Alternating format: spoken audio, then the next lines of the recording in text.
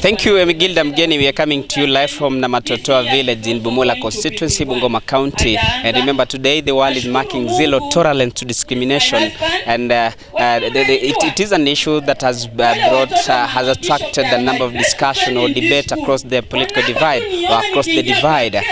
Remember, a number of issues have been raised, being gender discrimination, race discrimination, religious discrimination, and also ethnic discrimination. Therefore, we're joined by Bishop Godfrey Sundu, Dr. Godfrey Bishop Sundu, who is a religious leader, just to give us a glimpse on how the church is dealing with this issue. Bishop, from where you sit, being a religious leader, today the world is marking zero tolerance to discrimination. Yes. What is the church doing in terms of combating this issue?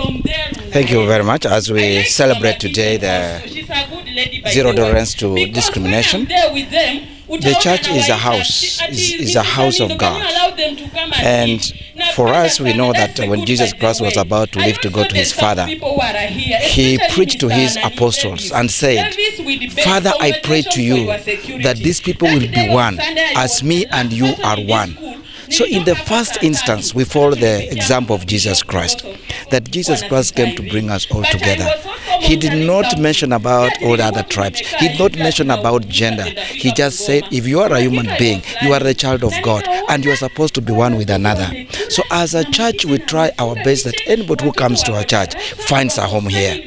That we are always trying our best so that we don't see any racism or any ethnic background influencing us to preach or to do anything for God. Like for example, now I'm in this school. In this school we have children from different backgrounds. There are children who are from very poor backgrounds. There are children from Muslim backgrounds, and I have children from Christian backgrounds.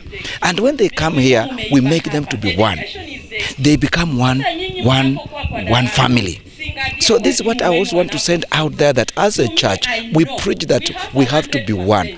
Okay, we have in this country whereby some people cannot live other places. They cannot go and buy land to other places. Like for example, in 2007, the past history of Kenya, we have had people fighting and killing and even burning houses because this person did not belong to my tribe.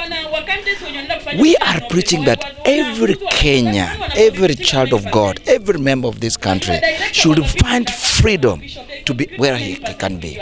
Lastly, you've raised a very pertinent issue. Yes. I remember the country is heading into election, yes. And this is the time that the country is divided in terms of who you are and where you belong. Yes. What is your message to the political class and these people who are trying to divide the country in terms of discrimination? For me, I want to say that our politicians should read the signs of the time. That gone are the days where we used to go to our tribal groupings or tribal clans or tribal parties to form governments. I want to say that let us all go as Kenyans. People should cease trying to find their groupings. I was actually disappointed the other day when I saw the president of this country on a television, on a national television, speaking his own language. I have no problem for people speaking their own language, but we are trying to unify Kenyans. We know our history. Of course, we come from different places, we come from different backgrounds, we come from clans, from tribes, from ethnic backgrounds. But as leaders, we need to try to find a place that everyone who comes to us or anybody who listens to us should find a home. So I want politics of this year, people should desist from making some tribal or ethnic comments or politics. Let us go as one. Let us have peace. Let people go together. Let us have parties that will unify Kenyans. Yes.